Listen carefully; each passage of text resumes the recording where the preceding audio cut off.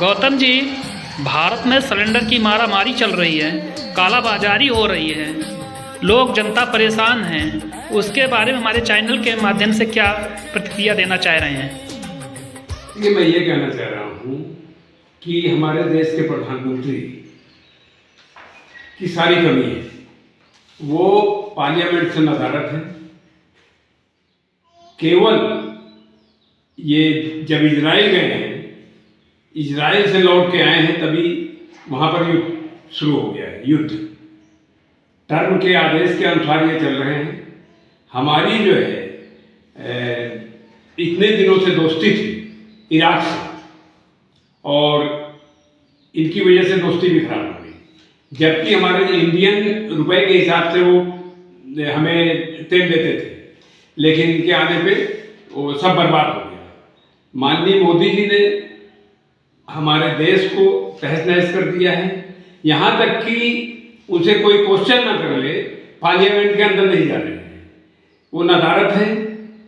Parliament के अंदर वो शौक से हमारे जो प्रधानमंत्री हैं, वो अंबानी जी के बंतरा जंगल में जाकर खूंखार जानवरों के साथ खेलते हुए हंसते हुए वीडियो बनवा सकते हैं।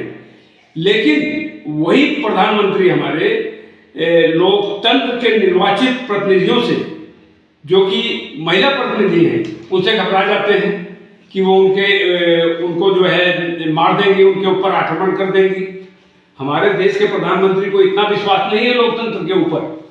मैं ये कहना चाह रहा हूँ कि आज जो स्थिति हुई है सिलेंडर के बारे में, वो माननीय मोदी जी की देन है। वो ट्रंप ने कहा कि रूस से आप ले लीजिए, तेल लेना शुरू कर दो 1 महीने के लिए, तो ये रूस से लेना शुरू कर दिए।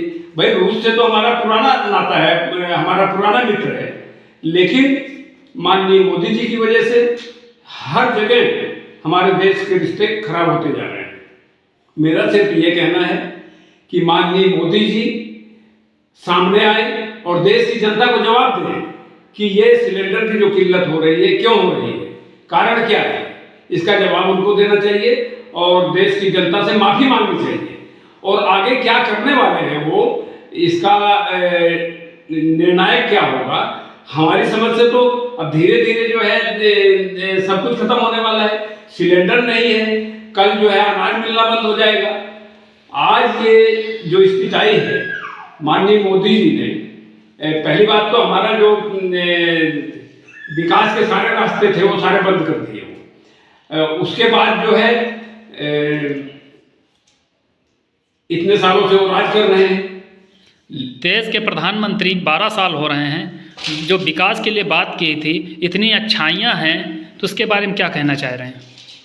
देखिए, देश के वो 12वां साल चल रहा है उनका प्रधानमंत्री का, इसमें कोई दो राय नहीं है। लेकिन उन्होंने विकास यही किया है कि जितनी कांग्रेसी सरकारों ने अब तक स्ट्रक्चर तैयार किए थे लोगों को रोजगार देने के लिए, वो सारा एक एक करके बेचते चले गए। जैसे रेलवे हो गया, HAL, BHEL, आपका एयरपोर्ट्स, इस तरीके की कम से कम 200 संस्थाएं बनाई थी सरकारी, जिसमें हमारे देश के युवाओं को रोजगार मिलता था। सारा रोजगार इन्होंने खत्म कर दिया और अडानी अंबानी जैसे के लोगों के हाथों में बेच दिया। आज जो है हमारे देश के नौजवान त्राय किए हुए हैं, और यहाँ तक कि स्कूल के अंदर भी स्कूल भी कम करते जा रहे हैं। बच्चे पढ़ेंगे कैसे? मेरा कहने का मतलब ये है। अच्छा, इतना ही नहीं, ये आरक्षण पर भी दावा बोल रहे हैं, देश के संविधान को खत्म करने की बात कर रहे हैं। पिछली बार भी किए, फिर उसी पे लगे हुए। देश के कानून को ये मान ही नहीं रहे हैं, संविधान को मान ही नहीं रहे हैं। अभी हमारे जननायक राहुल गांधी जी ने संविधान के बारे में बात की। संविधान को बचाना है। हमारे कांग्रेस के राष्ट्रीय अध्यक्ष SC/ST विभाग के, अखिल भारतीय कांग्रेस कमेटी अनुसूचित जाति विभाग के जो हमारे चेयरमैन हैं राजेंद्र पाल गौतम जी ने, उन्होंने भी घोषणा की है, अगर संविधान के अंदर इन्होंने छेड़छाड़ करने की कोशिश की तो हमारे देश का पूरा दलित समाज, SC/ST, OBC, वंचित वर्ग, सब जो है इस सरकार से लोहा लेने को तैयार है। संविधान पर आंच नहीं आने देंगे।